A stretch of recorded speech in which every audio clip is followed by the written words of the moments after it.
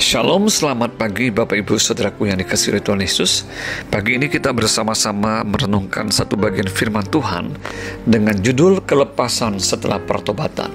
Terambil dari kitab 1 Samuel 7 ayat 6. Demikian bunyi firman Tuhan. Setelah berkumpul di Mispa, mereka menimba air dan mencurahkannya di hadapan Tuhan. Mereka juga berpuasa pada hari itu dan berkata di sana, "Kami telah berdosa kepada Tuhan."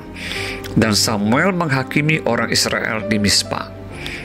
Saudara, kisah di dalam perikop 1 Samuel 7 ayat 1 sampai 14 ini menceritakan pertobatan umat Israel untuk berbalik kembali kepada Tuhan melalui pimpinan Samuel.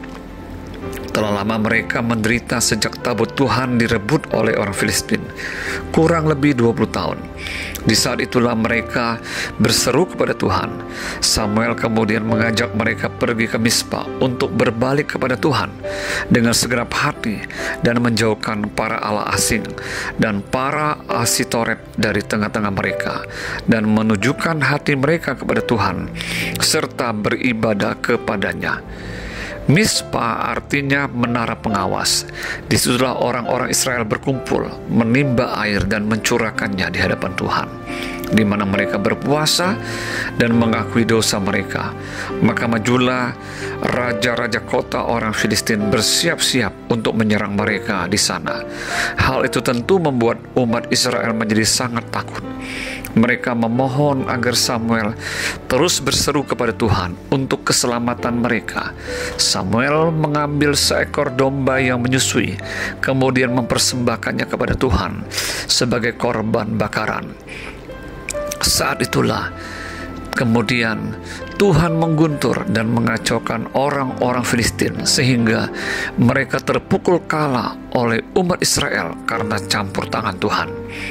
Kemudian Samuel mengambil sebuah batu dan mendirikannya antara Mispa dan Yesana. Ia menamai tempat itu Ebenezer. Sampai di sini Tuhan menolong kita.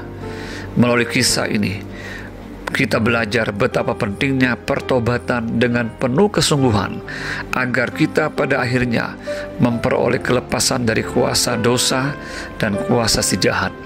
Jika kita berbalik kepada Tuhan dan mau menyerahkan hidup kita sepenuhnya kepada Tuhan, maka darah Yesus, yaitu darah anak domba Allah itu, berkuasa untuk menebus dan menyucikan kita dari segala dosa kita. Saat kita sungguh bertobat dan berseru kepada Tuhan, maka Tuhan akan mendengar seruan hati kita dan membebaskan kita dari tangan musuh kita. Ia akan memulihkan keadaan kita dan memberikan kepada kita kemenangan. Selamat pagi, selamat beraktivitas. Tuhan Yesus memberkati. Shalom.